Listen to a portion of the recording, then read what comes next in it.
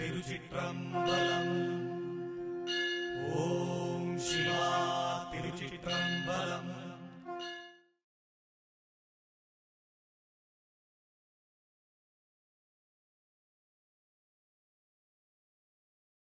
திருச்சிற்றம்பலம்.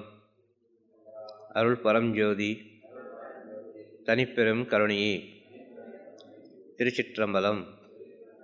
குருவே சரணம், குருவே சரணம், குருவே சரணம். நமசிவாய், நமசிவாய், நமசிவாய். ಈ ಪ್ರಪಂಚದಲ್ಲಿರುವ ಎಲ್ಲ ಗುರುಭಕ್ತರಿಗೆ ಶ್ರೀ ಗುರುಮನೆ ಗೋಪಾಲಪುರ ಮೈಸೂರು ಶ್ರೀ ಗುರುಮನೆಯಿಂದ ಎಲ್ಲ ಗುರುಭಕ್ತರಿಗೆ, ಪ್ರಪಂಚದಲ್ಲಿರುವ ಎಲ್ಲ ಗುರುಭಕ್ತರಿಗೆ, ಯಾರ ಗುರುವಿನ ಭಕ್ತರು ಕೂಡ ಆಗಿರ್ಬೋದು, ಆದರೆ ಗುರುಭಕ್ತರು, ಜ್ಞಾನವನ್ನು ಹುಡುಕಿಕೊಂಡು ಹೋಗುವರು, ಭಗವಂತನನ್ನು ಕಾಣಬೇಕು ಅಂತೇಳಿ ಹೋಗುವರು. ಅರ್ಥ ಆಯ್ತಲ್ವ? ಜ್ಞಾನ ಮಾರ್ಗದಲ್ಲಿ ಹೋಗುವವರಿಗೆ ಇದು ಸಂಸಾರಕ್ಕೆ ಸಂಬಂಧಪಟ್ಟ ವಿಚಾರ ಅಲ್ಲ. ಈ ಜ್ಞಾನ ಮಾರ್ಗದಲ್ಲಿ ಭಗವಂತ ಬೇಕು, ಭಗವಂತ ಬೇಕು ಅಂತ ಹುಡುಕಿಕೊಂಡು ಹೋಗ್ತಾರಲ್ಲ, ಒಂದು ಗುರುವಿನ ಹತ್ರ ಹೋಗ್ತಾರಲ್ವ, ಒಂದು ಜ್ಞಾನ ಬೇಕು ಅಂತೇಳಿ ಹೋಗ್ತಾರಲ್ವ, ಇದು ಸತ್ಯವಾ? ಒಂದು ಗುರುವಿಂದ ಜ್ಞಾನ ಸಿಗ್ತದ? ನೀವು ಗುರು ಸೇವೆ ಮಾಡಿದರೆ ಏನು ಸಿಗ್ತದೆ ನಿಮಗೆ? ಆ ಗುರು ಸೇವೆಯಿಂದ ನಿಮಗೆ ಏನು ಪುಣ್ಯ? ಗುರು ಸೇವೆ ಅಂದರೆ ಹೇಗೆ ಇರಬೇಕು ಎಂಬ ವಿಚಾರ ಅರ್ಥ ಆಯ್ತಾ ಎಲ್ಲರಿಗೂ? ಕಾರಣ ಏನು? ಇವತ್ತು ಪ್ರದೋಷ. ಪ್ರದೋಷ ಎಲ್ಲ ದೋಷವನ್ನು ಕಳೆಯುವುದು. ಪ್ರದೋಷದಲ್ಲಿ ಯಾರು ಒಬ್ಬರು ಗುರು ದರ್ಶನ ಮಾಡ್ತಾರೋ, ಗುರು ದರ್ಶನ ಮಾಡಿ ಗುರುವಿನ ಮಾತಿಂದ ಯಾರೋ ಒಂದು ಜ್ಞಾನದ ವಿಚಾರವನ್ನು ಸ್ವೀಕರಿಸ್ತಾರೋ, ಅವರಿಗೆ ಅನೇಕ ಜನ್ಮದ ವಿಚಾರಗಳು ತನ್ನಿಂತಾನಾಗೇ ಕಳೆದು ಹೋಗ್ತದೆ, ತನ್ನಿಂತಾನಾಗೇ ದೂರ ಆಗ್ತದೆ. ಪ್ರದೋಷದಲ್ಲಿರುವ ಸೂಕ್ಷ್ಮ ಸೂಕ್ಷ್ಮ ವಿಚಾರಗಳು. ಆದ ಕಾರಣ ಯಾವುದೇ ಗುರುವಿನ ಭಕ್ತರಾದರೂ ಕೂಡ ಪ್ರದೋಷದ ದಿನ ಅವರವರ ಗುರುವಿನ ದರ್ಶನವನ್ನು ಮಾಡಿ. ಅರ್ಥ ಆಯ್ತಾ? ಅವರವರ ಗುರುವಿನ ದರ್ಶನವನ್ನು ಮಾಡಿ, ಒಂದು ಪಾದಪೂಜೆಯನ್ನು ಮಾಡಿ, ಏನೋ ಒಂದು ಸೇವೆಯನ್ನು ಮಾಡಿ, ಅವರವರ ಅಂತರಾತ್ಮದಲ್ಲಿರುವ ಗುರುವಿನ ಈ ಸತ್ಯವಾದ ವಿಚಾರ ಎಲ್ಲರಿಗೂ ಸುಲಭವಾದ ಪರಿಹಾರ. ಒಂದು ವೇಳೆ ನಿಮ್ಮ ಜೀವನದಲ್ಲಿ ಗುರು ಇಲ್ಲ ಅಂತ ಆದರೆ ಒಂದು ಶಿವನ ದೇವಸ್ಥಾನಕ್ಕೆ ಹೋಗಿ, ಶಿವನ ದೇವಸ್ಥಾನಕ್ಕೆ ಹೋಗಿ ನಿಮ್ಮ ಕೈಲಾದ ಒಂದು ಸೇವೆಯನ್ನು ಮಾಡಿ, ಏನೋ ಒಂದು ಅಭಿಷೇಕ ಮಾಡಿ, ಇಲ್ಲ ಒಂದು ಶಿವನ ನಾಮವನ್ನು ಹೇಳಿ, ಒಂದು 108 ಬಾರಿ ನಾಮವನ್ನು ಹೇಳಿ, ಒಂದು ಬಿಲ್ವಪತ್ರೆ ಅರ್ಚನೆ ಮಾಡಿ, ಏನೋ ಒಂದು ಮಾಡಿ. ಆ ಬಿಲ್ವಪತ್ರೆ ಅರ್ಚನೆ ಮಾಡಿದನ್ನು ಮನೆಗೆ ತಗೊಂಡು ಬನ್ನಿ. ಅದನ್ನು ವ್ಯರ್ಥ ಮಾಡಬೇಡಿ, ಅಲ್ಲೇ ಬಿಟ್ಟು ಬರಬೇಡಿ. ಇಲ್ಲರಲ್ಲಿ ಕೇಳಿ ಬನ್ನಿ, ಅಲ್ಲಿ ಕೇಳಿಕೊಳ್ಳಿ. ಪುರೋಹಿತರ ಹತ್ರ ಅಲ್ಲ, ಯಾರಲ್ಲಿ ಅರ್ಚನೆ ಮಾಡ್ತಾರೆ ಅವ್ರ ಹತ್ರ ಹೇಳಿ. ಅದನ್ನು ತಗೊಂಡು ಬಂದು ಮನೆಯಲ್ಲಿ ಒಂದು ಕಷಾಯ ಮಾಡಿ ಕುಡೀರಿ. ಏನೋ ಒಂದು ನಮ್ಮ ದೇಹದೊಳಗೆ ಹೋಗ್ಬೇಕಾದ್ರು. ಅರ್ಥ ಆಯ್ತಾ? ಅದನ್ನು ಹಾಗೆ ಬಿಟ್ಟು ಬಿಡಬಾರ್ದು. ಅದರಲ್ಲಿ ಕಷಾಯ ಮಾಡಿದರೆ ಏನು ತೊಂದರೆ ಬರೋದಿಲ್ಲ ಯಾರಿಗೂ ಕೂಡ. ಅರ್ಥ ಆಯ್ತಲ್ಲ? ನೀರು, ಬಿಲ್ವಪತ್ರೆ, ಸ್ವಲ್ಪ ಶುಂಠಿ, ಸ್ವಲ್ಪ ಬೆಳ್ಳುಳ್ಳಿ, ಸ್ವಲ್ಪ ನೀರುಳ್ಳಿ, ಸ್ವಲ್ಪ ಬೆಲ್ಲ ಎಲ್ಲ ಹಾಕಿ ಒಂದು ಕುದಿಸಬೇಕು. ಮತ್ತು ಅವರವರ ದೇಹ ಪ್ರಕೃತಿಗೆ ತಕ್ಕವಾಗಿ ಕೆಲವರು ಓಮ ಕಾಳು ಹಾಕ್ತಾರೆ, ಕೆಲವರು ಜೀರಿಗೆ ಹಾಕ್ತಾರೆ, ಕೆಲವರು ಕೊತ್ತಂಬರಿ ಹಾಕ್ತಾರೆ. ಅವರವರ ದೇಹ ಪ್ರಕೃತಿಗೆ ತಕ್ಕವಾಗಿ ಏನೋ ಒಂದು ಕಷಾಯ ಮಾಡ್ತಾರೆ ಮನೆಯಲ್ಲಿ, ಅವರವರಿಗೆ ತಿಳಿದ ರೀತಿಯಲ್ಲಿ. ಹಳ್ಳಿಯಲ್ಲಿ, ಗ್ರಾಮದಲ್ಲಿ, ಸಿಟಿ ಲೈಫಲ್ಲಿ ಕಷಾಯ ಇಲ್ಲ, ಕಷಾಯ ಕುಡಿಲಿಕ್ಕೆ ಆಗೋದಿಲ್ಲ ಯಾರಿಗೆ. ಬೆಲ್ಲ ಇಲ್ಲದ್ರೆ ಜೇನುತುಪ್ಪ ಹಾಕಿ ಕಷಾಯ ಮಾಡಿ ಕುಡೀರಿ. ನಿಮ್ಮ ಪ್ರಾರ್ಥನೆ ಖಂಡಿತವಾಗಿ ಯಾವುದೋ ಒಂದು ರೀತಿಯಲ್ಲಿ ಆ ಭಗವಂತನಿಗೆ ಹೋಗಿ ಸೇರ್ತದೆ. ನಿಮ್ಮ ಮನಸ್ಸಿನ ಪವಿತ್ರತೆ ಎಷ್ಟರ ಮಟ್ಟಿಗಿದೆಯೋ, ನಿಮ್ಮ ನಂಬಿಕೆ ಎಷ್ಟರ ಮಟ್ಟಿಗಿದೆಯೋ ಅಷ್ಟರ ಮಟ್ಟಿಗೆ ಆ ಭಗವಂತ ನಿಮ್ಮ ಹತ್ತಿರ ಬರ್ತಾನೆ. ಭಗವಂತನನ್ನು ಹುಡುಕಿಕೊಂಡು ಹೋಗುವುದಲ್ಲ, ಭಗವಂತ ನಮ್ಮನ್ನು ಹುಡುಕಿಕೊಂಡು ಬರಬೇಕು. ಆ ರೀತಿಯಾಗಿ ನಾವು ಜೀವನವನ್ನು ಮಾಡಲಿಕ್ಕೆ ಕಲಿಬೇಕು. ಇದೆಲ್ಲ ಹೇಳುವುದು ಯಾರಿಗೆ? ಆಧ್ಯಾತ್ಮಿಕ ಸಾಧನೆ ಅಂತೇಳಿ ಧ್ಯಾನ, ಯೋಗ ಅಂತ ಹೇಳಿಕೊಂಡು ಅನೇಕ ರೀತಿಯ ವಿಚಾರದಲ್ಲಿ ಮನಸ್ಸನ್ನು ಕೆಡಿಸಿಕೊಂಡು ಯಾವುದ್ಯಾವುದೋ ರೀತಿಯಲ್ಲಿ ಇದ್ದಾರೆ ಎಲ್ಲರು ಈ ಪ್ರಪಂಚದಲ್ಲಿ. ಆಧ್ಯಾತ್ಮಿಕ ಆಧ್ಯಾತ್ಮಿಕ ಅಂತ ಹೇಳಿ ಸತ್ಯದ ಆದಿ ಗೊತ್ತಿಲ್ಲ, ಸತ್ಯದ ಸ್ಥಿತಿ ಗೊತ್ತಿಲ್ಲ, ಸತ್ಯದ ಆಧ್ಯಾತ್ಮಿಕ ಯಾವುದು ಅಂತ ಗೊತ್ತಿಲ್ಲ, ಸತ್ಯದ ಜ್ಞಾನ ಯಾವುದು ಅಂತ ಗೊತ್ತಿಲ್ಲ. ಅರ್ಥ ಆಗ್ತದ? ನೀವು ಈ ಪ್ರಪಂಚಕ್ಕೆ ಬರುವಾಗಲೇ ನಿಮಗೆ ಏನು ಬೇಕು ಅದನ್ನು ಕೊಟ್ಟು ಕಳಿಸಿದ್ದಾನೆ ಭಗವಂತ. ಭಗವಂತ ಅಂತ ಹೇಳುದು ಭಗವಂತ ಏನು ಕೊಡಲಿಲ್ಲ, ನಮಗೆ ನಾವೇ ಪಡ್ಕೊಂಡು ಬಂದಿದ್ದೇವೆ.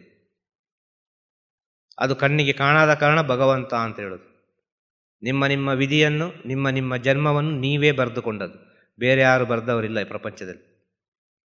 ನೀವು ಯಾವ ತಪ್ಪನ್ನು ಮಾಡಿದಿರಿ, ಹಿಂದಿನ ಜನ್ಮದಲ್ಲಿ ಏನೆಲ್ಲ ಮಾಡಿದಿರಿ, ಪ್ರತಿದಿನವೂ 24 ಗಂಟೆ ಈ ಭೂಮಿ ಒಂದು ಸುತ್ತು ಬರುವುದರ ಒಳಗೆ, ಅರ್ಥ ಆಯ್ತಲ್ವ, ಒಂದು ಫೈಲ್ ನಿಮ್ಮ ಹೆಸರಿನಲ್ಲಿ ರಿಜಿಸ್ಟರ್ ಆಗಿರ್ತದೆ.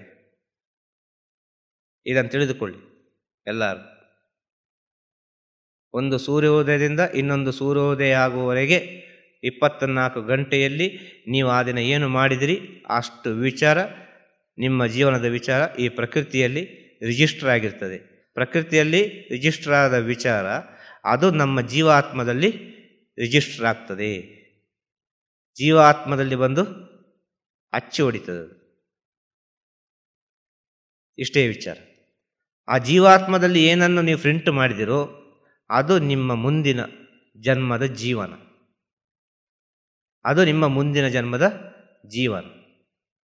ಆಗ ನಿಮ್ಮ ಜೀವಾತ್ಮದಲ್ಲಿ ಏನನ್ನು ನೀವು ಪ್ರಿಂಟ್ ಮಾಡಬೇಕು, ಯಾರ ಫೋಟೋ ತಗೊಳ್ಬೇಕು, ಆ ಜೀವಾತ್ಮದಲ್ಲಿ ಏನು ಇರಬೇಕು, ಇದನ್ನೆಲ್ಲ ತಿಳಿಲಿಕ್ಕೆ ಹೋಗುವುದು ಗುರುವಿನ ಹತ್ರ. ಆ ಗುರು ಬೇಕೇ ಬೇಕು, ಯಾವುದೋ ಒಂದು ರೀತಿಯಲ್ಲಿ ಆ ಗುರು ಬೇಕು. ಆಗ ಗುರುವಿನ ಹತ್ರ ಹೋದರೆ ಜ್ಞಾನ ಸಿಗ್ತದ, ಭಗವಂತನನ್ನು ನೋಡ್ಲಿಕ್ಕೆ ಆಗ್ತದ? ಖಂಡಿತ ಆಗುವುದಿಲ್ಲ. ಗುರುವಿನ ಹತ್ರ ಹೋದರೆ ಜ್ಞಾನ ಸಿಗುವುದಿಲ್ಲ, ಭಗವಂತನನ್ನು ನೋಡ್ಲಿಕ್ಕೆ ಆಗುವುದೂ ಇಲ್ಲ. ಅದೆಷ್ಟು ವರ್ಷ ನೀವು ಸೇವೆ ಮಾಡ್ಬೋದು ಗುರುವಿನ ಸೇವೆ, ಆದರೆ ಗುರುವಿನಿಂದ ಜ್ಞಾನ ಸಿಗುವುದಿಲ್ಲ. ಇದನ್ನು ಅರ್ಥ ಮಾಡಿಕೊಳ್ಳಿ ಎಲ್ಲರೂ. ನಾನು ಹೇಳುವಾಗ ಪ್ರಪಂಚಕ್ಕೆ ವಿರುದ್ಧವಾಗಿ ಕಾಣಬಹುದು, ಆದರೆ ಇದೇ ಪರಮ ಸತ್ಯ. ಯಾವಾಗ ಶಿಷ್ಯನಲ್ಲಿ, ಯಾವಾಗ ಭಕ್ತನಲ್ಲಿ ನಾನು ಎಂಬುದು ಅಳಿದು ಹೋಗ್ತದೋ ಆವಾಗ ಆ ಗುರುವಿನ ಮಹತ್ವ ತಿಳಿತದೆ, ಗುರುವಿನ ಜ್ಞಾನ ತನ್ನ ಒಳಗೆ ಬರ್ತದೆ. ಆಗ ಗುರುವಿನ ಸೇವೆ ಯಾಕೆ ಮಾಡಬೇಕು? ನಾನು ಎಂಬುದನ್ನು ಕಳೀಲಿಕ್ಕೆ ಬೇಕಾಗಿ, ನಾನು ಎಂಬುದನ್ನು ಅಳಿಸಲಿಕ್ಕೆ ಬೇಕಾಗಿ, ನಾನು ಎಂಬುದನ್ನು ನಾಶ ಮಾಡಲಿಕ್ಕೆ ಬೇಕಾಗಿ. ಆ ನಾನು ಎಂಬುದು ಯಾವಾಗ ನೀವು ನಾಶ ಮಾಡ್ತಿರೋ, ಆ ನಾನು ಎಂಬುದನ್ನು ನಾಶ ಮಾಡುವಂಥ ಶಕ್ತಿ ಇರೋದು ಗುರುವಿಗೆ ಮಾತ್ರ. ಅದಂಥ ಪರಮ ಗುರು ಆಗಬೇಕು. ಆ ಗುರುವಿಗೆ ಮಾತ್ರ ನಾನು ಎಂಬ ಶಕ್ತಿಯನ್ನು ಅಳಿಸಲಿಕ್ಕೆ ಸಾಧ್ಯ. ಆ ರೀತಿಯಾಗಿ ಸೇವೆ ತಗೊಳ್ತಾರೆ ಒಂದು ಶಿಷ್ಯನ ಹತ್ರ. ಅವ ನಾನು ಅಂತ ಹೇಳಲೇಬಾರ್ದು. ಕೊನೆಗೆ ತನ್ನ ಶಕ್ತಿಯೆಲ್ಲ ಕಳೆದು ಹೋಗ್ತದೆ. ಕೊನೆಗೆ ಅವನಿಗೆ ನನ್ನಿಂದ ಆಗುವುದಿಲ್ಲ, ಎಲ್ಲ ನೀನೇ ಅಂತೇಳಿ ಕೈ ಎತ್ತುವಾಗ ಆ ಗುರುವಿನ ಸಾಕ್ಷಾತ್ಕಾರ ಆಗುವುದು. ಯಾವಾಗ ನಿಮ್ಮ ನಾನು ಎಂಬುದನ್ನು ನೀವು ಬಿಡುತ್ತೀರೋ ಆವಾಗ ಈ ಪ್ರಪಂಚದಲ್ಲಿ ನಿಮಗೆ ಜ್ಞಾನ ಮಾರ್ಗ ಸಿಗ್ತದೆ. ಒಂದು ಒಳ್ಳೆಯ ಸದ್ಗುರುಗಳು ಸಿಗ್ತಾರೆ, ಒಂದು ಒಳ್ಳೆಯ ಗುರು ಸಿಗ್ತಾರೆ, ಒಳ್ಳೆಯ ಜ್ಞಾನಿಗಳು ಸಿಗ್ತಾರೆ, ಒಳ್ಳೆಯ ಯೋಗಿ ಸಿಗ್ತಾರೆ. ಒಟ್ಟಿನಲ್ಲಿ ಹೇಳುವುದಾದರೆ ಒಳ್ಳೆಯ ಗುರು ಸಿಗ್ತಾರೆ ನಿಮಗೆ. ಆ ನಾನು ಎಂಬುದನ್ನು ನೀವು ಯಾವಾಗ ತೆಗೆದು ಬಿಸಾಡ್ತೀರೋ ಆವಾಗ ಆಟೋಮೆಟಿಕ್ ಇದು. ನಾನು ಎಂಬುದು ಇಟ್ಟುಕೊಂಡು, ನಾನು ನಾನು ನಾನು ಎಂಬುದನ್ನು ಇಟ್ಟುಕೊಂಡು ಯಾರೊಬ್ಬ ಸೇವೆ ಮಾಡ್ತಾನೋ ಅವನು ಎಷ್ಟು ವರ್ಷ ಸೇವೆ ಮಾಡಿದರೂ ಅವನಿಗೆ ಜ್ಞಾನ ಸಿಗುವುದಿಲ್ಲ. ಆದ ಕಾರಣ ಈ ಪ್ರಪಂಚದಲ್ಲಿ ಈ ಒಂದು ಮಾತು ಬಂದೇ ಬರ್ತದೆ. ಎಲ್ಲರೂ ಹೇಳೋದು ಸತ್ಯವೇ. ಗುರುವಿನಲ್ಲಿ ಹೋಗಿ ಏನು ಪ್ರಯೋಜನ? ಏನು ಒಳ್ಳೆಯದಾಗಿದೆ ನಿಮಗೆ? ಏನನ್ನು ತಿಳ್ಕೊಂಡ್ರಿ? ಏನು ಅವರು ಮಾಯ ಮಾಡ್ತಾರ, ಅಲ್ಲ ಮಂತ್ರ ಮಾಡ್ತಾರ, ಪವಾಡ ಮಾಡ್ತಾರ? ನಿಮ್ಮ ಕಷ್ಟ ಏನು ದೂರ ಆಗಿದಾ? ನೀವು ಯಾಕೆ ಬೇಕಾಗಿ ಗುರುವಿನಲ್ಲಿ ಹೋಗ್ತೀರಿ? ಎಷ್ಟೋ ಜನ ಕ್ವಶನ್ ಹಾಕೋರಿದ್ದಾರಲ್ವ, ಇದ್ದಾರಲ್ವ? ಅವರ ಕ್ವಶನಿಗೆ ಉತ್ತರ ಏನು ಗೊತ್ತಾ? ನಿಮ್ಮಲ್ಲಿರುವ ನಾನು ಎಂಬುದನ್ನು ನೀವು ತೆಗೆದು ಬಿಸಾಡಬೇಕು. ಅದು ಅವರ ಕ್ವಶನಿಗಿರುವ ಉತ್ತರ. ನಿಮ್ಮಲ್ಲಿರುವ ನಾನು ಎಂಬುದನ್ನು ನೀವು ತೆಗೆದು ಹಾಕದೆ ನೀವು ಗುರುವಿನ ಸೇವೆ ಎಷ್ಟೋ ಸಮಯ ಮಾಡಿದರೂ, ಆ ಗುರುವನ್ನು ಎಷ್ಟೋ ದೂರ ಹುಡುಕಿಕೊಂಡು ಹೋದರೂ ಕೂಡ ಏನೂ ಪ್ರಯೋಜನಕ್ಕೆ ಬರುವುದಿಲ್ಲ. ಈ ಸತ್ಯ. ಆಗ ಯಾವ ರೀತಿಯಲ್ಲಿ ಹೋಗ್ತಾರೆ ಭಕ್ತರು? ಒಂದು ಆಸೆಯಲ್ಲಿ ಹೋಗ್ತಾರೆ, ಒಂದು ಎಕ್ಸ್ಪೆಕ್ಟೇಷನಲ್ಲಿ ಹೋಗ್ತಾರೆ ಅಲ್ವಾ? ನಮಗೇನು ಒಳ್ಳೆಯದಾಗಬೇಕು, ನಮ್ಮ ಕೆಲಸ ಕಾರ್ಯಗಳು ನಡಿಬೇಕು, ನಮ್ಮ ಪ್ರಾರ್ಥನೆ ನೆರವೇರಬೇಕು ಅಲ್ವಾ? ಭಕ್ತರೆಲ್ಲ ಬರೋದು ಒಂದು ಎಕ್ಸ್ಪೆಕ್ಟೇಷನಲ್ಲಿ, ಒಂದು ಕೋರಿಕೆಯಲ್ಲಿ, ಒಂದು ಬೇಡಿಕೆಯಲ್ಲಿ, ಒಂದು ಪ್ರಾರ್ಥನೆಯಲ್ಲಿ ಬರೋದು ಭಕ್ತರು. ಮೊದಲು ಅತಿಥಿಯಾಗಿ ಬರ್ತಾನೆ, ಮತ್ತೆ ಭಕ್ತನಾಗಿ ಬರ್ತಾನೆ, ಮತ್ತೆ ಶಿಷ್ಯನಾಗಿ ಪರಿವರ್ತನೆ ಆಗ್ತಾನೆ. ಮೊದಲನೇ ಭೇಟಿ ಅದು ಅತಿಥಿಯ ಭೇಟಿ, ಒಂದು ಗೆಸ್ಟ್. ನಾವೆಲ್ಲರೊಂದು ಗೆಸ್ಟ್, ಈ ಭೂಮಿಗೆ ಬಂದ ಗೆಸ್ಟ್ ನಾವೆಲ್ಲರೂ ಭೂಮಿಗೆ ಬಂದ ಅತಿಥಿಗಳು, ಒಂದಲ್ಲೊಂದು ದಿನ ಹೋಗಲೇಬೇಕು. ಅದೇ ರೀತಿ ನಮ್ಮ ಜೀವನದಲ್ಲಿ ಸ್ವಲ್ಪ ಪರಿವರ್ತನೆ ಆಗುವಾಗ ನಾವೊಂದು ಗುರು ಮನೆಗೆ ಅತಿಥಿಯಾಗಿ ಹೋಗಲೇಬೇಕಾಗ್ತದೆ. ಈ ಪ್ರಪಂಚಕ್ಕೆ ಹೇಗೆ ನಾವು ಬಂದಿದ್ದೇವೆ ಅತಿಥಿಗಳಾಗಿ, ಅದೇ ರೀತಿ ಒಂದು ಗುರು ಮನೆಗೆ ಹೋಗುವಾಗ, ಒಂದು ಗುರುವಿನ ದರ್ಶನಕ್ಕೆ ಹೋಗುವಾಗ ಮೊದಲನೇ ದರ್ಶನ ಅದು ಅತಿಥಿಯ ದರ್ಶನ. ಆದ ಕಾರಣ ಅತಿಥಿ ದೇವೋಭವ. ಆ ಅತಿಥಿಯೊಳಗೆ ಅನಂತನೇ ಇದ್ದಾನೆ. ಫಸ್ಟ್ ಎಲ್ಲರೂ ಗೆಸ್ಟೇ, ಅದಾದ ನಂತರ ಎಲ್ಲ ಫ್ರೆಂಡ್, ಡಿಯರ್, ರಿಲೇಷನ್ಶಿಪ್ ಇದೆಲ್ಲ ಆಗೋದು ಮತ್ತೆ. ಫಸ್ಟ್ ಎಲ್ಲ ಗೆಸ್ಟ್ ಆಗಿಯೇ ಪರಿಚಯ ಆಗೋದು ಅಲ್ವಾ. ಮೊದಲ ಭೇಟಿಯಲ್ಲಿ ನಿಮ್ಮ ಮಾತು ಹೇಗಿರ್ತದೆ, ಒಬ್ಬರೊಬ್ಬರು ಪರಸ್ಪರ ನೋಡುವಾಗ ಎಷ್ಟು ಬೇಕು ಅಷ್ಟೇ ಇರ್ತದೆ. ಹೇಗಿದ್ದೀರಿ, ಚೆನ್ನಾಗಿದ್ದೀರಾ, ಎಲ್ಲಿ, ಯಾವ ಊರು, ಎಲ್ಲಿಂದ ಬಂದಿರಿ, ಹಾಂ ಮುಗೀತಲ್ಲಿ. ಇನ್ನೊಂದು 10 ನಿಮಿಷ ಅರ್ಧ ಗಂಟೆ ಅದೇ ಸ್ಪಾಟಲ್ಲಿ ನೀವೆಲ್ಲ ಜೊತೆಗಿದ್ದರೆ ಬನ್ನಿ ಊಟ ಮಾಡುವ ಅಲ್ವಾ, ಬನ್ನಿ ಇಲ್ಲಿ ಕೂತ್ಕೊಳ್ಳುವ. ಮತ್ತು ಈಗಿನ ಪ್ರೆಸೆಂಟ್ ಸಿಚುವೇಷನಲ್ಲಿ ಮಾತಾಡಿ ನಿಮ್ಮ ಫೋನ್ ನಂಬರ್ ಕೊಡಿ, ಯಾವಾಗಾದರೂ ಖುಷಿ ಬಂದಾಗ ನೆನಪಾದಾಗ ಮಾತಾಡ್ತೇವೆ. ಸತ್ಯ ಅಲ್ವ ಇದು? ಮೊದಲು ಗೆಸ್ಟ್ ತಾನೆ, ಅದಾದ ನಂತರ ಸ್ವಲ್ಪವೇ ಮುಂದುವರಿಯುವುದು ಅಲ್ವಾ.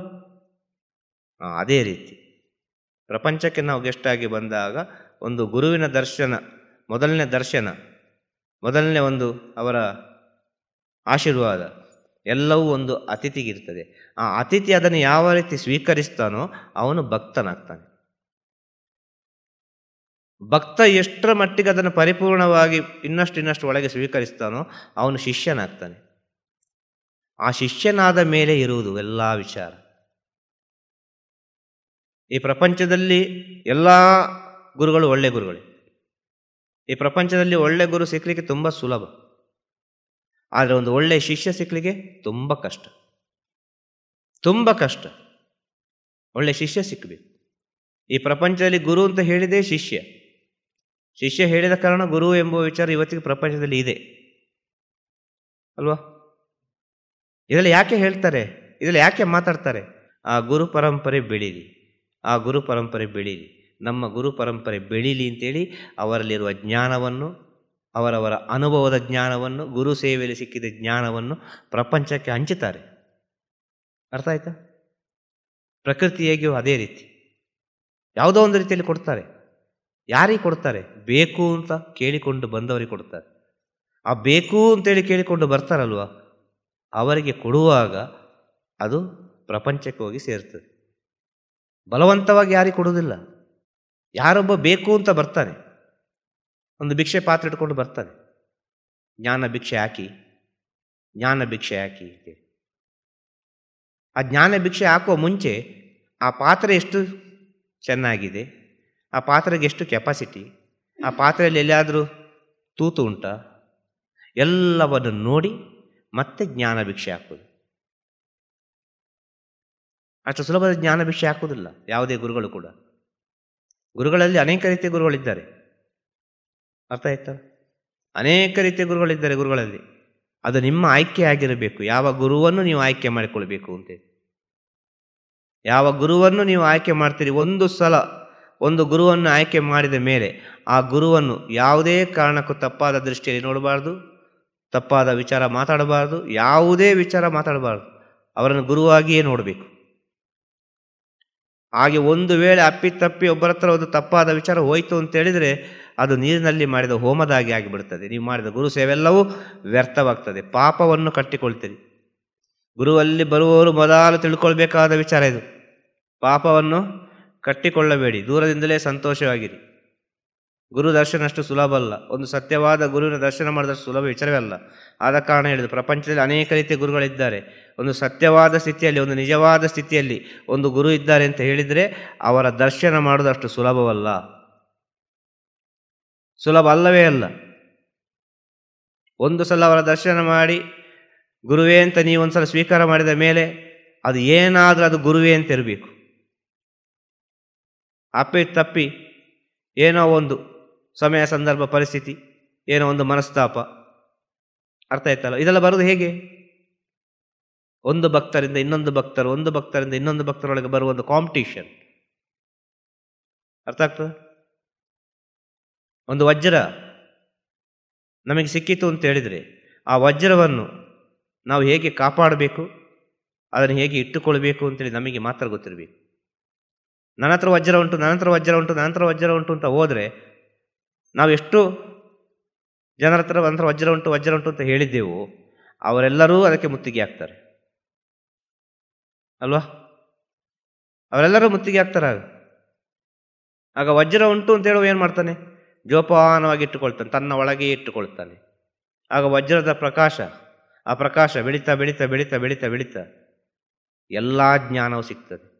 ಆ ವಜ್ರ ಎಂಬುದೇ ಗುರು. ನಿನ್ನ ಹತ್ರ ಗುರು ಇದ್ದಾರೆ, ನಿನ್ನ ಹತ್ರ ಗುರು ಇದ್ದಾರೆ, ನಿನ್ನ ಹತ್ರ ಗುರು ಇದ್ದಾರೆ, ನಿನ್ನ ಹತ್ರ ಗುರು ಇದ್ದಾರೆ, ಎಲ್ಲರ ಹತ್ರವೂ ಗುರು ಇದ್ದಾರೆ. ಎಲ್ಲ ಭಕ್ತರೊಟ್ಟಿಗೆ ಗುರು ಇದ್ದಾರೆ, ಎಲ್ಲ ಶಿಷ್ಯಂದರೊಟ್ಟಿಗೂ ಗುರು ಇದ್ದಾರೆ. ಆ ಶಿಷ್ಯನಿಗೇನಷ್ಟು ಪ್ರಾಮುಖ್ಯತೆ, ಈ ಭಕ್ತನಿಗೇನಿಷ್ಟು ಪ್ರಾಮುಖ್ಯತೆ ಅಂತೇಳಿ ಭಕ್ತರೊಳಗೆ ಬಂದರೆ ಜ್ಞಾನ ಎಂಬುದು ಬರುವುದಿಲ್ಲ. ನನ್ನ ಹತ್ರ ಹೇಗಿದ್ದಾರೆ ಗುರುಗಳು, ನಾನು ಗುರುಗಳ ಹತ್ರ ಹೇಗಿದ್ದೇನೆ, ಇಷ್ಟೇ ಬೇಕಾಗ್ತದೆ. ಎಲ್ಲರನ್ನು ನೋಡಬಾರ್ದು. ಗರ್ಭಗುಡಿ ಒಳಗಿರುವ ದೇವರನ್ನು ನೋಡ್ಲಿಕ್ಕೆ ಹೋಗುವುದು, ಸುತ್ತಲೇ ಏನುಂಟು ಅಂತ ನೋಡ್ಲಿಕ್ಕೆ ಹೋಗುವುದಲ್ಲ. ದೇವಸ್ಥಾನಕ್ಕೆ ಯಾರ್ಯಾರು ಬಂದಿದ್ದಾರೆ ಅಂತ ನೋಡ್ಲಿಕ್ಕೆ ಹೋಗುವುದಲ್ಲ. ಆ ದರ್ಶನಕ್ಕೆ ಬೇಕು ಅಷ್ಟು ಕ್ಯೂ ನಿಂತು ಸುತ್ತ ಬಂದು ಸುತ್ತ ಬಂದು ಸುತ್ತ ಬಂದು ಸುತ್ತ ಬಂದು ಅಲ್ವಾ? ಈಗ ದೇವಸ್ಥಾನದಲ್ಲಿ ಆಗದಾನೆ ಸಿಸ್ಟಮ್. ಅದೆಷ್ಟು ಸುತ್ತ ಬರಬೇಕು, ಎಷ್ಟು ಸುತ್ತ ಬರಬೇಕು, ಎಷ್ಟು ಸುತ್ತ ಬರಬೇಕು, ಅಲ್ಲೆಲ್ಲ ಲೈನ್ ಲೈನ್ ಲೈನ್ ಆಗಿ ಹೋಗಿ ಮತ್ತೆ ಕೊನೆಗೆ ಆ ಗರ್ಭಗುಡಿಗೆ ಹತ್ರ ಹೋಗಿ ಆ ದೇವರ ನೀವು ದರ್ಶನ ಮಾಡಬೇಕಾದ್ರೆ ನಿಮಗೊಂದು 2 ಸೆಕೆಂಡ್ 3 ಸೆಕೆಂಡ್ ಸಿಗ್ತದ? ಅಷ್ಟೊತ್ತಾಗಿ ಹೇಳ್ತಾರೆ ಹೋಗಿ ಹೋಗಿ ಹೋಗಿ ಹೋಗಿ ಹೋಗಿ ಹೋಗಿ ಅಲ್ವಾ? ಅದೇ ರೀತಿ ಭಗವಂತ ಎನ್ನುವನು ಜೀವನದಲ್ಲಿ ಬರೋ ಸೆಕೆಂಡ್. ಆ ಸೆಕೆಂಡನ್ನು ಹಿಡ್ಕೊಳ್ಳಿ. ಅಷ್ಟು ಹೊತ್ತು ನೀವು ಕಾದು ದರ್ಶನ ಮಾಡಲಿ. ಅಮ್ಮನ ಗರ್ಭಗುಡಿ ಹತ್ರ ಹೋಗಿ ನಿಲ್ಲುವಾಗ ಏನು ಹೇಳ್ತಾರೆ? ಲೇಟ್ ಆಯ್ತು ಹೋಗಿ ಹೋಗಿ ಹೋಗಿ ಹೋಗಿ ಹೋಗಿ ಹೋಗಿ. ಎಲ್ಲ ದೇವಸ್ಥಾನದಲ್ಲಿ ಹಿಡಿದಿದ್ವಿ. ಆ ಒಂದು ಸೆಕೆಂಡಿಗೆ ಬೇಕಾಗಿ ಅಷ್ಟು ಕಷ್ಟ ಬಂದದ ನೀವು ಜೀವನದಲ್ಲಿ? ದೇವಸ್ಥಾನಕ್ಕೆ ಹೋಗೋದು ಆ ಒಂದು ಸೆಕೆಂಡಿಗೆ ಬೇಕಾಗಿ? ಆಲೋಚನೆ ಮಾಡಿ. ಅಷ್ಟು ಕಷ್ಟಪಟ್ಟು ತಿರುಪತಿಗೆ ಹೋಗ್ತೀರಿ, ಮಂತ್ರಾಲಯಕ್ಕೆ ಹೋಗ್ತೀರಿ ಅಲ್ವಾ, ಧರ್ಮಸ್ಥಳಕ್ಕೆ ಹೋಗ್ತೀರಿ, ಅದೆಷ್ಟು ದೇವಸ್ಥಾನ ಉಂಟು, ಮಹಾದೇಶ್ವರ ಬೆಟ್ಟ ಅಲ್ವಾ, ಎಲ್ಲ ಕಡೆ ಹೋಗ್ತೀರಿ. ಒಂದು ಅರ್ಧ ಗಂಟೆ ಕೂತು ಗರ್ಭಗುಡಿ ಮುಂದೆ ಕೂತು ಪ್ರಾರ್ಥನೆ ಮಾಡುವಂಥ ಅವಕಾಶ ಉಂಟಾ? ಇಲ್ಲ. ಇದನ್ನು ಸ್ವಲ್ಪ ಅರ್ಥ ಮಾಡಿಕೊಳ್ಬೇಕು ಎಲ್ಲರೂ. ಇದನ್ನು ಅರ್ಥ ಮಾಡಿಕೊಂಡ್ರೆ ಎಲ್ಲರಿಗೂ ಅರ್ಥ ಆಗ್ತದೆ. ಆದರೆ ಜೀವನದಲ್ಲಿ ಒಂದು ಗುರು ಸಿಕ್ಕಿದ್ರೆ ಆ ಗುರುವಿನೊಟ್ಟಿಗೆ ಅರ್ಧ ಗಂಟೆ ನೀವು ಜೀವನ ಕಳೆದರೆ 24 ಗಂಟೆ ತನ್ನಿಂದ ತಾನಾಗಿ ಹೋಗ್ತದೆ. ಹೇಗೆ ಹೋಗ್ತದೆ ಅಂತ ಗೊತ್ತಿಲ್ಲ. ಅರ್ಥ ಆಯ್ತಾ? ಒಳ್ಳೆಯ ಒಂದು ಪುಸ್ತಕ ಸಿಕ್ಕಿದರೆ, ಒಂದು ಒಳ್ಳೆಯ ಮನುಷ್ಯನನ್ನು ಸಂಪಾದನೆ ಮಾಡಿದಾಗಿ ಅಂತ ಹೇಳ್ತಾರೆ. ಒಂದು ಯೋಗಿ ಜೀವನದಲ್ಲಿ ಸಿಕ್ಕಿದರೆ ನಮ್ಮ ಜೀವನವೇ ಅರ್ಧ ದಾಟಿ ಹೋಯಿತು ಅಂತ ಹೇಳ್ತಾರೆ. ಹಿರಿಯರು ಹೇಳಿದ ಮಾತು. ಒಂದು ಯೋಗಿ, ಒಬ್ಬ ಜ್ಞಾನಿ, ಒಬ್ಬ ಗುರು ನಮ್ಮ ಜೀವನದಲ್ಲಿ ಬಂದರೆ ನಮ್ಮ ಅರ್ಧ ಜೀವನ ದಾಟಿ ಹೋಯಿತು. ಆ ಅರ್ಧ ಜೀವನ ಯಾವುದು ಗೊತ್ತಾ? ಸಂಸಾರ, ಈ ಮಾಯಿ. ಮತ್ತೆ ನಿನ್ನ ಜೀವನ ಹೊಸ ಜೀವನ. ಅದು ಆಟೋಮೆಟಿಕ್ ಆಗುವಂಥ ವಿಚಾರ. ಎಷ್ಟರ ಮಟ್ಟಿಗೆ ನೀವು ಗುರುವನ್ನು ವಜ್ರದಾಗ ಒಳಗೆ ಇಟ್ಟುಕೊಂಡಿದ್ದೀರಿ ಅಷ್ಟರ ಮಟ್ಟಿಗೆ ಅದಕ್ಕೆ ನಿಮಗೆ ಫಲ. ಅರ್ಥ ಆಗ್ತಾ ಹೇಳೋದು? ಒಂದು ಬೆಲ್ಲ ಇಟ್ಟರೆ ಆ ಬೆಲ್ಲಕ್ಕೆ ಇರುವ ಎಲ್ಲಿಂದಲೋ ಬರ್ತದೆ ಅಲ್ವಾ? ಹಾಗೆ ಗುರು ಎಷ್ಟು ದೂರ ಇದ್ದರೂ ಕೂಡ ಆ ಜ್ಞಾನವನ್ನು ಸವಿಲಿಕ್ಕೆ ಎಲ್ಲಿಂದೋ ಬರ್ತಾರೆ, ಎಷ್ಟೋ ದೂರದಿಂದ ಬರ್ತಾರೆ. ಸತ್ಯವನ್ನು ತಿಳಿದ ಕೂಡಲೇ ಬಂದೇ ಬರ್ತಾರೆ ಅಲ್ವಾ? ಸತ್ಯ ಅಲ್ವಾ ಇದು? ಇದನ್ನು ಸ್ವಲ್ಪ ನಾವು ಅರ್ಥ ಮಾಡಿಕೊಳ್ಬೇಕು. ಬಂದು ಬಂದು ಬಂದು ಏನಾಗ್ತದೆ, ಕೊನೆಗೆ ಎಲ್ಲ ಭಕ್ತರಿಗೆ ಅವರು ಅವರ ಜ್ಞಾನವನ್ನು ಕೊಟ್ಟು ಆ ಬೆಲ್ಲ ಹೇಗೆ ಕರಗಿ ಹೋಗ್ತದೆ ಹಾಗೆ ಅವರು ಶಿವೈಕ್ಯಾಗಿ ಬಿಡ್ತಾರೆ. ಇರುವೆ ತುಂಬ ಮುತ್ತಿದ್ರೆ ಏನಾಗ್ತದೆ? ಬೆಲ್ಲ ಕರಗಿ ಹೋಗ್ತದೆ. ಬೆಲ್ಲ ಕರಗಿ ಹೋದ ಹಾಗೆ ಭಕ್ತರಿಗೆ ಬೇಕಾಗಿ ತನ್ನನ್ನೇ ತಾನು ಅರ್ಪಿಸಿ ಈ ಪ್ರಪಂಚದಿಂದ ಆ ಭಗವಂತನಡೆಗೆ ಹೋಗ್ತಾರೆ ಅವರು. ಇದು ಸತ್ಯ ವಿಚಾರ. ಅದೆಷ್ಟು ಭಕ್ತರು ಬಂದರೂ ಸರಿ, ಇರುವೆಯಾಗಿ ಅದೆಷ್ಟು ಭಕ್ತರು ಬಂದು ಆ ಬೆಲ್ಲವನ್ನು ಎಷ್ಟು ಕೂಡ್ತಾ ಅಷ್ಟು ಊಟ ಮಾಡಿ ಮಾಡಿ ಮಾಡಿ ಮಾಡಿ ಕೊನೆಯಲ್ಲಿ ಬೆಲ್ಲವೇ ಇರುವುದಿಲ್ಲ. ಆ ಬೆಲ್ಲವೇ ಇರುವುದಿಲ್ಲ ಅಂತ ಹೇಳಿದ್ರೆ ತನ್ನೆಲ್ಲ ವಿಚಾರವನ್ನು ಭಕ್ತರಿಗೆ ಈ ಪ್ರಪಂಚದ ಒಳಿತಿಗಾಗಿ ದಾರಿ ಎರೆದ್ರು ಶಿವೈಕ್ಯರಾಗಿ ಬಿಡ್ತಾರೆ. ಈ ಸತ್ಯವನ್ನು ತಿಳಿದುಕೊಳ್ಬೇಕು. ಅರ್ಥ ಆಗ್ತಾ ಹೇಳೋದು? ಅಷ್ಟು ಸುಲಭದಲ್ಲಿ ಜ್ಞಾನ ಎಂಬುದು ಸಿಗುವುದಿಲ್ಲ. ಗುರು ಸೇವೆ ಮಾಡಿದರೆ ಮುಖ್ಯವಾಗಿ ಮನುಷ್ಯನಿಗೆ ಹೋಗುವ ವಿಚಾರ ಯಾವುದು ಅಂದರೆ ನಾನು. ಆದ ಕಾರಣ ನಿಜ ಗುರುವಿಗೆ ಸತ್ಯದ ದಾರಿಯಲ್ಲಿ ಹೋಗುವವರಿಗೆ ಸಮಯ, ಸಂದರ್ಭ, ಒತ್ತು ಗೊತ್ತು, ಕುಲ, ಜಾತಿ, ಯಾವುದೂ ಇಲ್ಲ. ಎಲ್ಲವೂ ಒಂದೇ. ನಮಃ ಶಿವಾಯ. ಎಲ್ಲರೂ ಒಂದೇ. ನಮಃ ಶಿವಾಯ. ತಿರುಚಿಟ್ರಂಬಲಂ, ಗುರುವೇ ಶರಣಂ ಅಂತೇಳಿ ಹೋಗ್ತಾನೆ ಇರ್ತಾರೆ ಅವರು. ಅವರಿಗೆ ಬೇರೆ ಯಾವ ವಿಚಾರ ಇಲ್ಲ. ಅವರಿಗೆ ನನ್ನನ್ನು ಪ್ರಪಂಚ ನೋಡ್ತದೆ ಎಂಬ ಸ್ಥಿತಿ ಕೂಡ ಅವರಿಗಿಲ್ಲ. ನಾನು ಆಡುವ ಮಾತು ಸತ್ಯವಾಗಿ ಉಂಟಾ, ಅದು ಭಗವಂತನಿಗೆ ಇಷ್ಟವಾಗಿ ಉಂಟಾ, 10 ಜನರಿಗೆ ಉಪಕಾರ ಆಗ್ತದಾ ಎಂಬ ವಿಚಾರವನ್ನು ಹೇಳಿಕೊಂಡು ಹೋಗ್ತಾನೆ ಇರ್ತಾರೆ ಅವರು. ಒಂದಲ್ಲೋ ಒಂದು ದಿನ ಇದು ಉಪಕಾರಕ್ಕೆ ಬರ್ತದೆ ಅಂತೇಳಿ ಪ್ರಪಂಚದಲ್ಲಿ ಒಂದಲ್ಲ ಒಂದು ದಿನ ಇದು ಉಪಕಾರಕ್ಕೆ ಬಂದೇ ಬರ್ತದೆ, ವ್ಯರ್ಥ ಆಗುವುದಿಲ್ಲ. ಗುರುವಿನ ಮಾತು ಯಾವತ್ತಿದ್ರೂ ವ್ಯರ್ಥ ಆಗುವುದಿಲ್ಲ. ಆಗ ಆಧ್ಯಾತ್ಮಿಕ ಅಂತೇಳಿ ಹುಚ್ಚರಾಗಿ ಹೋಗಬೇಡಿ, ಏನು ಪ್ರಯೋಜನಕ್ಕೆ ಬರುವುದಿಲ್ಲ. ಸತ್ಯವನ್ನು ತಿಳಿಲಿಕ್ಕೆ ಪ್ರಯತ್ನ ಪಡಿ. ಆಧ್ಯಾತ್ಮಿಕ ಎಲ್ಲಿಯೂ ಇಲ್ಲ, ನಮ್ಮ ಒಳಗಿರುವುದು, ನಮ್ಮ ಮನೆಯಲ್ಲಿ ಇರುವುದು, ನಮ್ಮ ಸುತ್ತಮುತ್ತಲಿರುವುದು. ಇದೆಲ್ಲ ಆಧ್ಯಾತ್ಮಿಕ. ಎಲ್ಲರನ್ನು ಪ್ರೀತಿಯಿಂದ ನೋಡುವುದು, ಸಂತೋಷದಿಂದ ನೋಡುವುದು, ಗೌರವದಿಂದ ನೋಡುವುದು, ಒಬ್ಬರ ಮನಸ್ಸನ್ನು ನೋಯಿಸದೇ ಇರುವುದು, ಮುಖದಲ್ಲಿ ನಗು ಇರುವುದು, ಇದೆಲ್ಲ ಆಧ್ಯಾತ್ಮಿಕ. ಇದೆಲ್ಲ ಜ್ಞಾನ. ಇದೆಲ್ಲ ಭಗವಂತನಿಗೆ ಹತ್ತಿರ ಆಗುವಂಥ ವಿಚಾರ. ಇದು ನಿಮ್ಮ ಒಳಗೆ ಉಂಟು, ನಿಮ್ಮ ಸುತ್ತಲೂ ಉಂಟು, ಎಲ್ಲರೊಟ್ಟಿಗೆ ಉಂಟು. ಇದನ್ನು ನಾವು ಅನುಸರಿಸದೆ ಕಣ್ಣಿಗೆ ಕಾಣಾದ ಒಂದು ಶಕ್ತಿಯನ್ನು ಹುಡುಕಿಕೊಂಡು ಹೋಗ್ತೇವೆ ಅಂತೇಳಿದರೆ ಅದು ಹುಚ್ಚುತನ ಅಂತ ಹೇಳೋದು. ಮೊದಲು ನಮ್ಮ ಸುತ್ತಮುತ್ತಲಿರುವವರನ್ನು, ಮೊದಲು ನಮ್ಮನ್ನು ಮತ್ತು ನಮ್ಮ ಮನೆಯಲ್ಲಿದ್ದವರನ್ನು, ಸುತ್ತಮುತ್ತಲಿದ್ದವರನ್ನು ಗೆಲ್ಲಿಕ್ಕೆ ಆಗ್ತದಾ ಅಂತ ನೋಡಿ. ಈ ದ್ವೇಷ, ಅಸೂಯೆ, ಮತ್ಸರ, ಕಾಮ, ಕ್ರೋಧ ಇಂಥ ವಿಚಾರಗಳನ್ನೆಲ್ಲ ಬಿಟ್ಟು ನಿಮಗೆ ಬದುಕಲಿಕ್ಕೆ ಆಗ್ತದಾ ಅಂತೇಳಿ ಪ್ರಯತ್ನ ಪಡಿ. ಅರ್ಥ ಆಗ್ತಾ ಹೇಳೋದು? ಇದನ್ನು ಹೇಳೋದು ಗುರು. ಇದನ್ನು ನೀವು ಮಾಡ್ತಾ ಮಾಡ್ತಾ ಮಾಡ್ತಾ ಹೋಗುವಾಗ ಆ ನಾನು ಎಂಬುದು ತನ್ನಿಂತಾನಾಗಿ ಅಳಿದು ಹೋಗ್ತದೆ. ಆ ನಾನು ಎಂಬುದು ಅಳಿದು ಹೋಗಬೇಕು ಅಂತ ಹೇಳಿದರೆ ಅಷ್ಟು ಸುಲಭ ಆಗುವುದಿಲ್ಲ. ಅರ್ಥ ಆಯ್ತಲ್ವ? ಅದು ಗುರುವಿನ ಜೊತೆಗೇ ಇದ್ದು 24 ಗಂಟೆ ಜೊತೆಗಿದ್ದು ಸೇವೆ ಮಾಡುವವನಿಗೆ ಮಾತ್ರ ಲಭಿಸುವಂಥ ವಿಚಾರ. ಅದು ಎಷ್ಟೋ ಶಿಷ್ಯರಲ್ಲಿ ಒಬ್ಬನಿಗೆ ಸಿಗಬಹುದು. ಅದು ಯಾರಿಗೆ ಅಂತ ಹೇಳಲಿಕ್ಕೆ ಸಾಧ್ಯ ಅಲ್ಲ. ಇಲ್ಲ, ಕಣ್ಣಿಗೆ ಕಾಣಾದ ಒಬ್ಬ ಎಷ್ಟೋ ದೂರದಲ್ಲಿ 7 ಸಮುದ್ರ ದಾಟಿ ಒಬ್ಬ ಇದ್ದಾನೆ, ಅವನಿಗೂ ಸಿಗಬಹುದು. ಅರ್ಥ ಆಯ್ತಾ? ಮಾತು ಎಂಬುದು ಎಷ್ಟು ದೂರ ಹೋಗ್ತದೆ ಅಂತೇಳಿ ಅದು ಲೆಕ್ಕ ಮಾಡಲಿಕ್ಕೆ ಸಾಧ್ಯವೇ ಇಲ್ಲ. ಅಷ್ಟು ದೂರ ಹೋಗ್ತದೆ ಒಂದು ಮಾತು. ಪ್ರಕೃತಿಯಲ್ಲಿ ಸೂರ್ಯ ಹೇಗಿದ್ದನೋ ಅದೇ ರೀತಿ ಮಾತು ಕೂಡ. ಪ್ರಕೃತಿಯಲ್ಲಿ ಚಂದ್ರ ಹೇಗಿದ್ದನೋ ಅದೇ ರೀತಿ ಮಾತು ಕೂಡ. ಈ ಭೂಮಿ ತಾಯಿ ಹೇಗಿದೆಯೋ ಅದೇ ರೀತಿ ಮಾತು ಕೂಡ. ಆದ ಕಾರಣ ಪ್ರಪಂಚ ಇವತ್ತು ಓಡ್ತಾ ಇರೋದು ಒಂದು ಮಾತಿನಲ್ಲಿ. ಅರ್ಥ ಆಯ್ತಲ್ಲ? ಎಲ್ಲ ವಿಚಾರ ನಡೆಯೋದು. ಆಗ ಭಗವಂತ ನಮಗೊಂದು ಒಳ್ಳೆ ಮಾತು ಕೊಟ್ಟಿದ್ದಾನೆ ಅಂತ ಹೇಳಿದರೆ ಸತ್ಯವನ್ನು ಹೇಳಬೇಕು. ಅರ್ಥ ಆಯ್ತಲ್ವ? ಸತ್ಯವನ್ನು ಹೇಳಲಿಕ್ಕೆ ಕಲಿಬೇಕು. ಸತ್ಯ ಹೇಳಲಿಕ್ಕೆ ಆಗುವುದಿಲ್ಲ ನಮಗೆ. ಕೆಲವು ಸಮಯ ಸಂದರ್ಭದಲ್ಲಿ ಸತ್ಯ ಹೇಳಲಿಕ್ಕೆ ಆಗುವುದಿಲ್ಲ, ಒಪ್ಪಿಕೊಳ್ಳುವಂಥ ವಿಚಾರ. ಆ ರೀತಿ ಉಂಟು ಪ್ರಪಂಚ. ಸುಳ್ಳು ಹೇಳಲೇಬೇಕಾಗ್ತದೆ. ಸುಳ್ಳು ಹೇಳದೆ ಮುಂದೆ ಹೋಗುವುದಿಲ್ಲ ಗಾಡಿ. ಇದು ಕೂಡ ಸತ್ಯವೇ ಅಲ್ವಾ? ಆಗ ಏನು ಮಾಡಬೇಕು? ಜೀವನ ಸಂತೋಷವಾಗಿರಬೇಕು ಅಂತೇಳಿದರೆ ನಾವು ಸಂತೋಷವಾಗಿರ್ಲಿಕ್ಕೆ ಕಲಿಬೇಕು. ಏನಾದರೂ ಕೂಡ ಸಂತೋಷ, ಅದಂತೂ ಆಗ್ತದಲ್ವ? ಸಂತೋಷ ಆಗಿರಲಿಕ್ಕೆ ಪ್ರತಿಯೊಬ್ಬರಿಗೂ ಆಗ್ತದೆ. ಸಂತೋಷವಾಗಿರಲಿಕ್ಕೆ ನೀವು ಕಲಿಯುವಾಗ ತನ್ನಿಂದ ತಾನಾಗಿ ಈ ಜ್ಞಾನ ಅಂದರೆ ಏನು ಅಂತೇಳಿ ನಿಮಗೆ ಅರ್ಥ ಆಗ್ತದೆ. ಜ್ಞಾನ ಅಂದರೆ ಏನು ಅಂತೇಳಿ ನಿಮಗೆ ಅರ್ಥ ಆಗ್ತದೆ ಸಂತೋಷವಾಗಿರಲಿಕ್ಕೆ ಕಲಿಯುವಾಗ. ಭಗವಂತ ಅಂತ ಹೇಳಿದರೆ ಸಂತೋಷವೇ, ಬೇರೇನಿಲ್ಲ. ಪರಮಾನಂದ, ಸಚಿದಾನಂದ, ಬ್ರಹ್ಮಾನಂದ ಅಂತೆಲ್ಲ ಹೇಳಿದ್ದಾರೆ ಅಲ್ವಾ? ಪರಮಾನಂದ, ಸಚಿದಾನಂದ, ಬ್ರಹ್ಮಾನಂದ, ಈ ರೀತಿಯೆಲ್ಲ ಭಗವಂತನನ್ನು ನಾಮಸ್ಮರಣೆ ಮಾಡಿದ್ದಾರೆ. ಗುರುಗಳಿಗೊಂದು ಸ್ಥಿತಿಯನ್ನು ಕೊಟ್ಟಿದ್ದಾರೆ ಈ ರೀತಿ ಹೇಳಿ. ಕಾರಣ ಏನು? ಸಂತೋಷ, ಪರಮಾನಂದ. ಅರ್ಥ ಆಯ್ತು? ಅವರ ಆನಂದದಲ್ಲಿರುವವರು ಯಾವಾಗಲೂ ಆ ದೊಡ್ಡ ಆನಂದವಾಗಿರ್ತದೆ. ನಾವು ಏನು ಮಾಡಬೇಕು? ಸಣ್ಣ ಸಂತೋಷದಿಂದ ಪ್ರಾರಂಭ ಮಾಡಬೇಕು ಆಧ್ಯಾತ್ಮಿಕ ಪಯಣ. ಆ ಸಣ್ಣ ಸಂತೋಷ ನಮ್ಮ ಅಕ್ಕಪಕ್ಕ ನಮ್ಮ ಜೊತೆಗಿರೋರ ಜೊತೆ ಸಣ್ಣ ಸಂತೋಷದಿಂದ ಯಾವಾಗಲೂ ನಾವು ಇರುವಾಗ ಅದು ಆಟೋಮೆಟಿಕ್ಕಾಗಿ ಒಂದೊಂದು ಸ್ಟೆಪ್ ಹತ್ತಿ ದೊಡ್ಡ ಸಂತೋಷಕ್ಕೆ ಹೋಗಿ ಮುಡುತ್ತದೆ. ಪರಮಾನಂದಕ್ಕೆ ಹೋಗಿಬಿಡ್ತದೆ. ಎಲ್ಲೂ ಇಲ್ಲ ಭಗವಂತ. ಭಗವಂತ ನಮ್ಮ ಒಳಗಿದ್ದಾನೆ, ನಮ್ಮ ಸುತ್ತಮುತ್ತಲಿದ್ದಾನೆ. ಎಲ್ಲೆಲ್ಲಿ ಹುಡುಕಬೇಡಿ, ದೂರ ದೂರ ಹೋಗಬೇಡಿ, ಮೋಸ ಹೋಗಬೇಡಿ, ಸತ್ಯವನ್ನು ತಿಳಿಯಿರಿ. ನಿಮ್ಮ ಒಳಗೆ ಎಲ್ಲ ವಿಚಾರ ಇದೆ ಎಂಬ ಸತ್ಯವನ್ನು ತಿಳಿಯಿರಿ. ನಿಮ್ಮಂತೆ ಎಲ್ಲರೂ ಎಂಬ ಸತ್ಯವನ್ನು ತಿಳಿಯಿರಿ. ರಾಮಲಿಂಗ ಸ್ವಾಮಿ ಅಂತೇಳಿ ಮಹಾಜ್ಞಾನಿ ಇದ್ದರು, ಬಹಳ ದೊಡ್ಡ ಜ್ಞಾನಿ ಅವರು, ಕಾಲಜ್ಞಾನಿ. ಅರ್ಥ ಆಯ್ತಲ್ವ?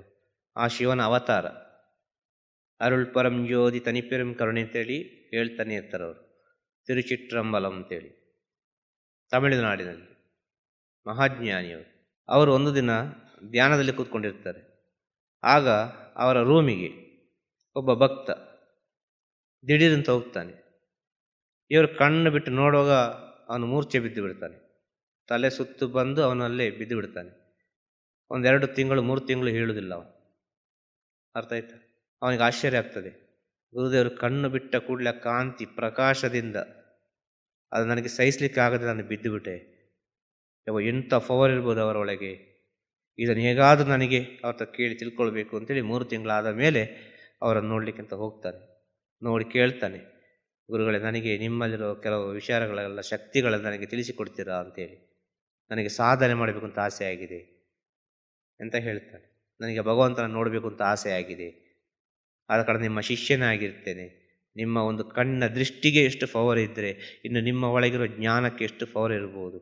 ಆದ ಕಾರಣ ನಿಮ್ಮ ಶಿಷ್ಯನಾಗಿ ನಾನು ಇರ್ತೇನೆ ಅಂತ ಹೇಳುವಾಗ ಅವರು ಏನು ಉತ್ತರ ಹೇಳ್ತಾರೆ ಅಂತ ಹೇಳಿದರೆ, ನನ್ನ ಶಿಷ್ಯನಾಗಿರಬೇಡಪ್ಪ, ಭಗವಂತನ ನೋಡಬೇಕಾ, ಎಲ್ಲ ಜೀವರಾಶಿಯನ್ನು ಪ್ರೀತಿಸ್ಲಿಕ್ಕಲ್ಲಿ, ಎಲ್ಲ ಜೀವರಾಶಿಯನ್ನು ಗೌರವಿಸ್ಲಿಕ್ಕಲ್ಲಿ, ನಿನ್ನಾಗಿ ಎಲ್ಲರೂ ತತ್ತಿಳಿ, ಅವರಾಗೆ ನೀನು ತತ್ತಿಳಿ, ಆವಾಗ ನಿನಗೆ ಭಗವಂತನ ದರ್ಶನ ತನ್ನಿಂತಾನೇ ಆಗ್ತದೆ. ಸುಲಭದಲ್ಲಿ ಹೇಳಿ ಕಳಿಸ್ತಾರೆ. ಅದನ್ನೇ ಹೇಳೋದು, ಎಲ್ಲರನ್ನು ಗೌರವಿಸಿ, ಎಲ್ಲರನ್ನು ಪ್ರೀತಿಸಿ, ಎಲ್ಲರನ್ನು ನಿಮ್ಮಂತೆ ತಿಳಿದುಕೊಳ್ಳಿ, ಎಲ್ಲರಲ್ಲಿ ಭಗವಂತ ಇದ್ದಾನಂತೆ ತಿಳಿದುಕೊಳ್ಳಿ. ಮಾತನಾಡುವಾಗ ಬಹಳ ಎಚ್ಚರದಿಂದ ಮಾತಾಡಿ. ಒಂದು ವಿಷಯ ನೋಡುವಾಗ ಬಹಳ ಸೂಕ್ಷ್ಮವಾಗಿ ನೋಡಿ. ದೃಷ್ಟಿ ಸರಿ ಇದ್ದರೆ ಸೃಷ್ಟಿ ಎಲ್ಲ ಸರಿಯೇ ಅಂತೆ. ಒಂದು ಶಬ್ದ ಕೇಳುವಾಗ ಅದರಲ್ಲಿ ಭಗವಂತನ ನಾಮಸ್ಮರಣೆ ಉಂಟಾ, ಅದರಲ್ಲಿ ಸದ್ಗುಣ ಉಂಟಾ, ಸದ್ವಿಚಾರ ಉಂಟಾ, ಆ ಶಬ್ದವನ್ನು ಕೇಳಿ. ಆವಾಗ ನಿಮ್ಮ ಒಳಗಿನಿಂದ ಬರುವ ವಿಚಾರ, ಮಾತು ಕೂಡ ಪವಿತ್ರವಾಗಿರ್ತದೆ. ನೀವು ಯಾವ ವಿಚಾರವನ್ನು ತಗೊಳ್ತೀರೋ ಅದೇ ವಿಚಾರ ಹೊರಗೆ ಬರುವುದು. ಕಣ್ಣಿನಿಂದ ಒಳಗೆ ಹೋಗ್ತದೆ, ಕಿವಿಯಿಂದ ಒಳಗೆ ಹೋಗ್ತದೆ. ಅರ್ಥ ಆಯ್ತಲ್ವ? ಶ್ವಾಸದಿಂದಲೂ ಒಳಗೆ ಹೋಗ್ತದೆ. ಆದರೆ ನಾಲಿಗೆ ಮುಖಾಂತರ, ಬಾಯಿ ಮುಖಾಂತರ ಅದು ಹೊರಗೆ ಬರ್ತದೆ. ನೀವು ಯಾವ ವಿಚಾರವನ್ನು ತಗೊಂಡಿದ್ದೀರೋ ಅದೇ ವಿಚಾರ ಒಳಗೆ ಬರುವುದು, ಅದೇ ವಿಚಾರ ಹೊರಗೆ ಹೋಗುವುದು.